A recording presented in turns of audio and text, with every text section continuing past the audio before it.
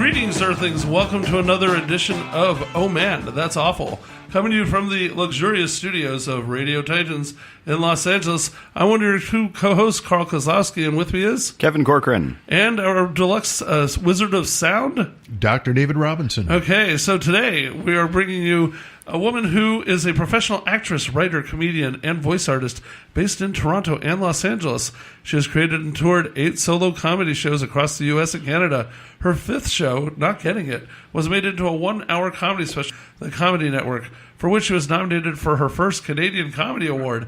Her shows, Suddenly Mommy and MILF Life Crisis, play across North America to rave reviews. Anne-Marie is a Second City alumna, has a long list of film and television credits, and is an award-winning screenwriter. As a stand-up, our guest, Marie Scheffler, plays various venues, and her comedy album is available on iTunes and can be heard on Sirius Radio XM. Follow that girl. So, ladies and gentlemen, I bring you Marie Scheffler. How you doing? I'm good. Thanks, Carl. Thanks, Kevin. Thank you for having me. Thanks for being here. Yeah. Don't you think it's time we got rid of the alumnus, gender-specific Latin? Don't you think it's time we just made it a gender-neutral alum? Just like, we're all humankind or whatever your fine leader wants to say. Yeah, I think you're right. It's true. It's true. Let's see if we can fix that. Let's see if we can. Everybody's on board. I'll get on it. We'll get Justin Trudeau involved immediately. Thank you. Yeah. We like to champion. He should be able to do it. Yeah. We like to champion social causes on our podcast. Yeah, it's a very powerful cause there. Yeah, and besides, you guys certainly have a more telegenic and photogenic and just humangenic leader up there than we do. I gotta say. I know. When Trudeau was elected, I was in California at the time, and we were all praying. All us Canadians in LA, we were all praying, and of course Trudeau got in, and we were so happy. And then, because I have a show called MILF Life Crisis, I started to put on Facebook PMILF, like Prime Minister. I'd like to. Oh well. PMILF. Like we're all celebrating. He's so sexy. We'd all like to. Facebook him. Facebook him. Mm-hmm. Yeah. You don't have the same feeling for our leader? Pardon me, Carl? You don't have the same attraction for our leader? He's not your leader. No. Oh, I see. The big orange potato? Yeah. Yeah. You don't find power sexy. Yeah. You think, I'd be sexy, but he doesn't seem that powerful. He just seems angry. Angry. He seems angry. He does. Puffy? Is that? Yeah. So are we still ringing the bell whenever you say, "Oh man, that's awful"? I stopped because I'm too lazy to go get a bell of my own. I kept stealing it from a restaurant downstairs. We got to bring that back. Damn it. Okay. Well. But also, we could see Dave's eye twitch every time someone hit it. and I started hitting the bell so many times I was going to go broke if I ever really wrote the check and I didn't. Right, because you're donating to causes. Yeah. Well, supposedly. So I'm committing fraud as well by claiming. So everything's out of the bag because we're here with Marie Scheffler. So so basically, how did the show come about? And then we'll ask some of your horrific stories. Okay, let me do some spilling here. So basically, I thought I had this show called Not Getting It, which was like my Bridget Jones's Diary. Like Sex and the City was kind of hot at the time. I write this show. It's a comedy special. They turn it into a comedy special. They're going to give me a TV series here in Canada. And then what do? Okay, you should have that bell because here we come. I get pregnant and I have, I start a family instead of. What? You ever do that with your career? Like, I've never been pregnant or started a family myself. Carl, do you ever get pregnant? I look it all the time. Every 7th month. Every other week, Carl's having a kid. I don't know if it's a Canadian thing, but what we like to do is try not, like, success knocks on the door and you go, excuse me, that's not for me. I have to run away now. Mm-hmm. Oh, I know somebody who's just like that, but we won't name her. I'm hoping she's hearing it, though. Anyway. Okay, so go ahead. Yeah. So I had a family, and then I went, wait a second, what was I doing again? Oh, yeah, I was having a career. So then I wrote Suddenly Mummy to go back to where I was standing. that, was doing very well. And then just when that was starting to get developed into a TV series and everything was going all very well, then it was honey, I want a divorce. Oh, So, What? it's just like back at the cusp when things are going really great, oh man, that's awful. It goes south. It just goes south. It's so, not. Is that why you decided to name? Pregnant or divorced. Is that why you decided to name your son Fear of Success? Right. It's a long name. It's unconventional, but I like it.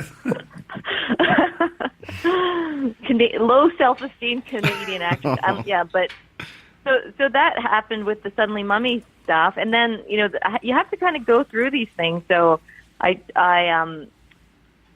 processed the divorce or went through that. It was very tough because I really wanted it. So it's not like I want a divorce. See you later. That's sort of not life. It takes like 2 years to convince them to try to stay or make try to make it work. Ugh. And so that took from 2012 to 2014. Finally, 2014 was like, okay, this is over. I about it, for a while. Mm-hmm. And then my LA manager, was like, okay, so where's the next show? And I'm like, oh, well, I think Suddenly Mummy's like the best show in the world. That's going to get me my TV series. That's going to get me my, my everything. And he's like, well, we kind of want, like, people have been, I guess he had been inviting, execs and stuff to the Suddenly Mummy shows. And he's like, they all want to know what's the next one. So I said, well, all I know is it's called MILF Life Crisis. Isn't that a good name? It's very good. It's fantastic. Very good. And then I bought the URL. When you get a good name, then you go find the URL. Oh, that's a good it's feeling. Still available. You're like, I'm a genius. So I bought the .com, and then I was like, now I have to write the show. And so, writing a show is important. You have to write the fucking part. You have to do the show itself. So I was getting ready to do another bunch of showcases at Second City Hollywood. I had the title, I had the bookings, I had the poster, but I just didn't have the script. And so I have a friend up here in Toronto who has a theater called the Red Sandcastle Theater, my friend Rosemary Doyle, who I will be drinking with later on tonight. Tell her we said hey. The Actor Award. What's that? Give her a big hi from us. Give her a Molson's, eh? I will. I'll give her a Labatt 50. Labatt's, yeah, Labatt's. Wilson's Golden, yeah. And so I had to write the show because I was selling tickets, and then my girlfriend from New Jersey, she phoned me and she said, "Listen, I didn't want to tell you this because I've been trying to make it work, but my husband and I are getting a divorce, and this good friend of mine had been married for 32 years, and she had 5 kids, and she was very Catholic, and was not like her to get a divorce. So she's like, it's over, and I'm getting in the minivan." And she had one of her kids with her, and she's like, "I'm driving to your house." And I'm like, "Okay, you can drive to my house, and you can stay with me, and we can drink and cry together. But I have to put up a show like in a week, so you can't talk to me because I'm writing a show." And my house was full of international students. Do you know what that is? Mm-hmm. Which, sure. So I had rented out some rooms in my house to just kind of buoy me financially and keep things going and being the crazy actress that I am, things.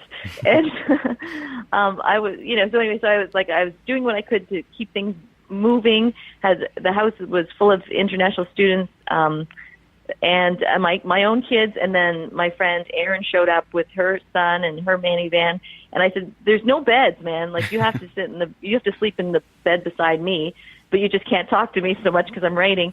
And so she's sitting in the bed beside me, and she's looking at her Tinder and her Plenty of Fish on her iPhone Already, and I'm writing, and she's like, I know I'm not supposed to talk to you, but I just have to show you this text that I got from this guy that I've been dating.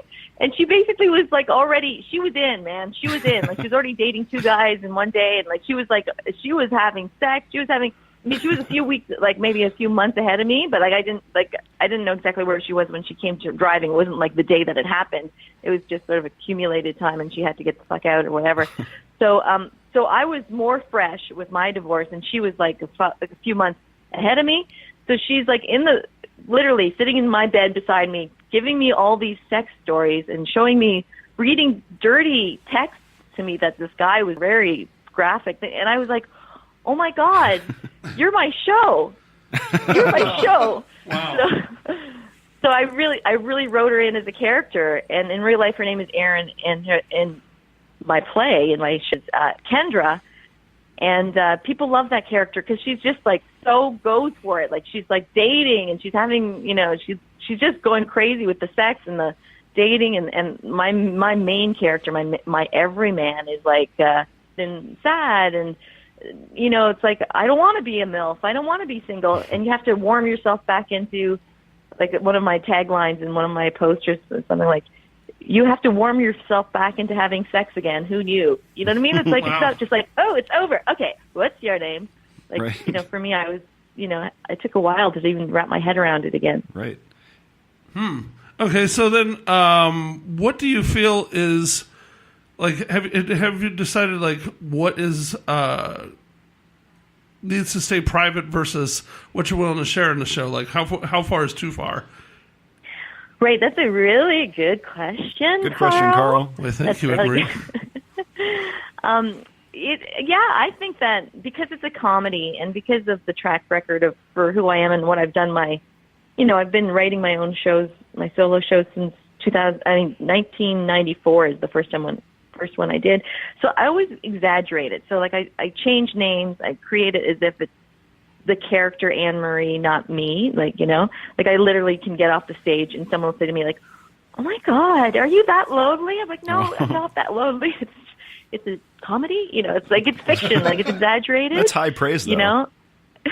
What's that? It's high praise though when someone like kind of takes it as fact and like, I'm worried about you. It's both high praise and concerning, yeah. It's not a documentary. Right. Do you find it hard as like a comedian when your life is kind of falling apart? I'm speaking generally, of course. When one's life is falling apart to be funny, and I'm sure it's kind of two sides of a coin but also don't you find it's somewhat difficult to flip that? Yeah, I agree. For sure. And that's why there are times when you don't go out, you're not, doing open mic nights or anything because you're at home crying. What's the deal with soul-crushing depression, everybody? But the best part, of course, is when you fall through the bottom, you fall through the bottom and it gets really funny. You know what I mean? Yeah. Do you ever do that? Yeah. And you kind of like appropriate the pain sort of.